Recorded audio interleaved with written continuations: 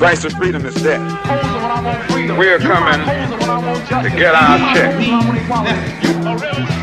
Black first, my brothers and my sisters. Welcome to the Afro Elite YouTube channel. I am your host, Afro Elite. Now, Michael Jackson is just someone that people cannot leave alone. Michael Jackson has been dead since 2009.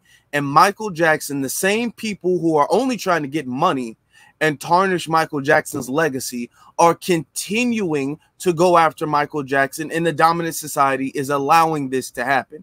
Now, all of the evidence have proven years ago, years before Michael Jackson passed away, that Michael Jackson is innocent of all these crimes, but yet they still allow these two same grown men who can't do anything with their lives, they're pathetic human beings, to go after a dead man in his estate. Let's look at it. A California appeals court on Friday revived lawsuits from two men who allege Michael Jackson sexually abused them for years when they were boys. A three-judge panel from California's 2nd District Court of Appeals found that the lawsuits of Wayne Robinson and James Safechuck should not have been dismissed by lower court, and that the men can validly claim that the two Jackson-owned corporations that were named as defendants in this case had a responsibility to protect them. The new California law that temporarily broadens the scope of sexual abuse cases enabled the appeals court to restore them. Now, I'm going to say this. They would not be doing this if Michael Jackson was white. If Michael Jackson was a white man, they would not be doing this. Wade Robinson and James Safechuck, these two men have gone after Michael again after Michael has been proven innocent of all his allegations. 100% of his allegations came back as being completely false, and that's been years before he passed away. Okay? Now, Michael Jackson has been deceased since 2009. Okay? He's been deceased since 2009. It's 2023. And they're still going after Michael Jackson again with lies, because originally when they were on court and they were on the stand, they said Michael didn't do anything to them. They said Michael did not do anything. He didn't do anything sexual or inappropriate to me as a kid at all. Then when they get older and they need some money, this is all this is about. They need some money, so they're going after Michael Jackson's estate. They're going after Michael Jackson's money, despite him being dead, and the dominant society is allowing this to happen. It continues to say, it's the second time the lawsuits brought by Robinson in 2013 and Safechuck the following year have been brought back after dismissal. The two men became more widely known for telling their stories in the 2019 HBO documentary, Leaving Neverland. That was a slanderous documentary, okay? And Oprah was co-signing that. Oprah was a part of that, acting like Michael Jackson did something which Michael Jackson proved he did not do. The FBI investigated Michael Jackson, and they confirmed that Michael Jackson's allegations were false. So there is absolutely no proof at all. Not only is there not proof, there's proof that it is false. It's almost impossible to prove a negative, but Michael Jackson was able to prove a negative and prove that all of his allegations were false, and they still made this documentary. Now, if Michael Jackson was white, they wouldn't have made that documentary. Because there's a whole lot of other white celebrities like Elvis Presley and all of them who actually have done things and could have gotten documentaries made about them, but you don't see documentaries being made about them. You won't see that. And they actually did the things. Continuing. A judge who dismissed the suits in 2021 found that the corporations MJJ Productions Incorporated and MJJ Ventures Incorporated could not be expected to function like the Boy Scouts or a church where a child in their care could expect their protection. Jackson, who died in 2009, was the sole owner and the only shareholder in these companies. The higher court judges disagreed, writing that, quote, a corporation that facilitates the sexual abuse of children by one of its employees is not excused from an affirmative duty to protect those children merely because it's solely owned by the perpetrator of the abuse. What they're saying, see, the thing is that they're saying this, but in the kid's situation with Michael Jackson never abused anybody. Nobody under Michael Jackson's protection, nobody under his supervision or care or anything was abused at all, and especially not by Michael Jackson. And all of the rumors and allegations that Michael Jackson abused kids and he was doing sexual things with children, all of that stuff has been debunked time and time and time again. So the court is this is the court allowing them over and over and over to continue to attack Michael Jackson. Despite the fact that Michael Jackson was the only one to own those corporations. He owned both those corporations, and Michael Jackson's been dead since 2009. They're still allowing, the courts, are still allowing those two men to attack Michael Jackson's corporations. Then it continues to say, they added that it would be perverse to find no duty based on the corporate defendant having only one shareholder. And so we reversed the judgments entered for the corporations. Jonathan Steinsapier, attorney for the Jackson estate, said that they were, quote, disappointed. Two distinguished trial judges repeatedly dismissed these cases on numerous occasions over the last decade because the law required it, Steinsapier said in an email to the Associated Press. We remain fully convinced that Michael is innocent of these allegations, which are contrary to all credible evidence and independent corroboration, and which were only first made years after Michael's death by men motivated solely by money. Vince Fidaldi, I believe that's how it's pronounced, an attorney for Robinson and Safechuck, said in an email that they were, quote, pleased but not surprised that the court overturned the previous judge's, quote, incorrect rulings in these cases, which were against California law and would have set a dangerous precedent that endangered children throughout the state and country. We eagerly look forward to a trial on the merits. Steinsapier had argued for the defense in July that does not make sense that employees would be legally required to stop the behavior of their boss, despite the fact that their boss was at the time Michael Jackson, who didn't do anything. Quote, it would require low-level employees to confront their supervisor and call them pedophiles, Steinsapier said.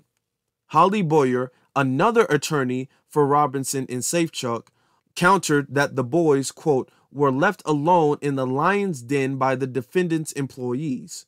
An affirmative duty to protect and to warn is correct. Now, before we continue, what they're saying is that Michael Jackson, because Michael Jackson cannot legally defend himself at all because he died. He died years ago. He died in 2009. So what they're saying is Michael Jackson did it and his employees allowed it to happen. So they're going after the corporation which had hired these people, which has hired the employees. But the thing is that falls completely flat because nothing happened. These people are liars. And this is why the trial has been dismissed so many times, because these people are proven liars. Every time they go on, every time they make a certain amount of momentum and headway and they start getting investigated, it proves that they're liars, okay? Nothing ever happens to them, and that's why they're able to go back and try again and again. But the thing is that they're lying. Nothing has happened to them whatsoever. They used to admit that and tell the truth. Now they're flipping it because of the money. But this falls flat because you can't say, well, the employees didn't protect the kids from Michael Jackson. There's no room for that because Michael did not do anything to the kids. It continues to say, Steinsapier said that the evidence have been gathered in this case, which have not reached trial, showed that the parents had no expectation of Jackson's employees to act as mentors. And I mean, and that's something else too. I mean, these people are there as staff to clean up or cook food or whatever the place is. They're not there to sit up there and supervise and protect the children.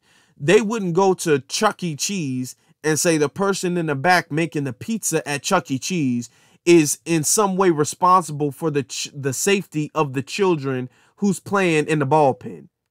They wouldn't, you can't sue the man who's making the pizza because of that. All right.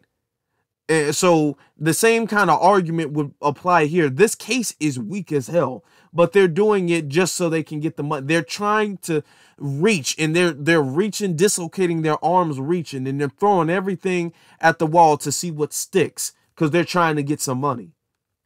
Continues to say, quote, "They're not looking to Michael Jackson's companies for protection from Michael Jackson," the lawyer argued, said. But in a concurring opinion issued with Friday's decision, one of the panelists, Associate Justice John Shepard Wiley Jr., wrote that, quote, "To treat Jackson's wholly owned instruments as different from Jackson himself is to be mesmerized by abstractions. This is not an alter ego case. This is a same ego case." It's not like Michael Jackson when he went on stage, he referred to himself as something different. Michael Jackson was Michael Jackson. But the thing is that they're making it seem like there is actually some evidence that Michael Jackson did anything to these men or who were boys at the time. But the thing is that all of this stuff has been thoroughly debunked. All of the rumors and allegations is not like Michael Jackson passed away and there were still rumors about him. There was still an investigation about him. The investigation was all the way done. The case was all the way over with. Michael Jackson was 100% proven innocent well before he passed away. So there is the grounds that they're trying to attack Michael Jackson's estate and his corporations on is the fact that something happened to the kids by Michael Jackson, and the staff there did not do anything to stop Michael Jackson. That doesn't have any grounds at all because, once again, nothing happened to them. It continues to say the judges did not rule on the truth of the allegations themselves. That will be the subject of a forthcoming jury trial in Los Angeles. Quote, "We trust that the truth will ultimately prevail with Michael's vindication yet again," Steinsapier said Friday. Robinson, now a 40-year-old choreographer, met Jackson when he was 5 years old. He went on to appear in 3 Jackson music videos. His lawsuit alleged that Jackson molested him over a 7-year period. Now, the thing is, molestation is a very, very serious thing, okay?